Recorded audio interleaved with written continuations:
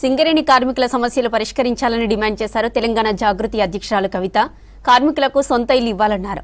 Medical test complete అయిన 300 మందికి వెంటనే పోస్టింగ్లు ఇవ్వాలని కోరారు.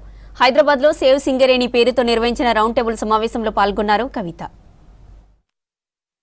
పెండింగ్ లో ఉన్న విజిలెన్స్ కేసులను తొందరగా విచారించి పరిష్కరించాలని చెప్పి నేను కోరుతా ఉన్నాను.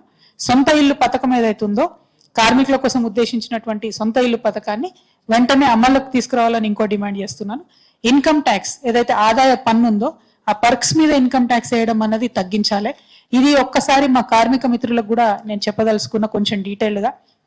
ఎందుకు అడుగుతున్నాం ఐటీ ఎగ్జామ్షన్ అంటే, ఇది నేను ఎంపీగా ఉన్నప్పుడు 2015లోనే పార్లమెంట్ లో అడిగిన. నేను కంప్లీట్ గా బొగ్గుగని కార్మికులు ఎక్కడైనా దేశంలో ఉన్న వాళ్ళకు ఐటీ ఉండకూడదని చెప్పి అడగడం జరిగింది. ఎందుకు అడుగుతున్నాం అంటే, ఇది చాలా రిస్కీ సెక్టర్, లైఫ్ రిస్కీ చేసే ఉద్యోగం కాబట్టి ఇన్కమ్ ట్యాక్స్ ఉండకూడదు దీని మీద అనేది యాజ్ ఎ పాలసీగా మేము అడుగుతున్నాం తప్పితే ఉట్టిగా కారణం లేకుండా అడుగుతలేమనే విషయాన్ని కూడా ప్రభుత్వానికి నేను డిమాండ్ చేస్తా ఉన్నాను.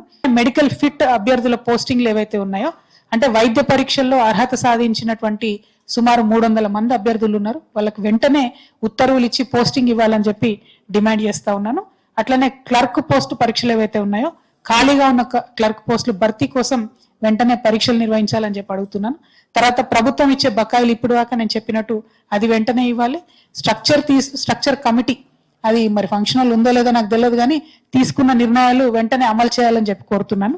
అదేవిధంగా చివరిగా అందరు యంగ్ ఎంప్లాయీస్ ఉన్నారు, అందరికి చిన్న చిన్న పిల్లలు ఉంటారు, తల్లిదండ్రులు ఉన్నారు, మెడికల్ ఎక్స్పెన్సెస్ ఎక్కువ ఉన్నాయి. అయితే దీనికి మన సింగరేణి ఏం చేస్తుందంటే నిమ్స్ రేట్ అప్లై చేస్తుంది. అట్లా కాకుండా ఏదైతే సెంట్రల్ గవర్నమెంట్ హెల్త్ స్కీమ్ ఉంటుందో CGHS ఆ రేట్స్ అప్లై చేయాలని చెప్పి నేను డిమాండ్ చేస్తా ఉన్నాను.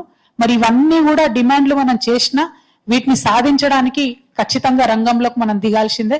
తెలంగాణ ఉద్యమంలో ఎట్లయితే సమ్మె చేసినామో సింగరేణిని విముక్తి చేయడానికి మళ్ళొకసారి అవసరమైతే సమ్మె చేయడానికి కూడా వెనకాడబోవడం అని రియాజ్ అనేది అయితే చెప్పిందో దానికి నేను జాగృతి తరఫున సంపూర్ణంగా మద్దతు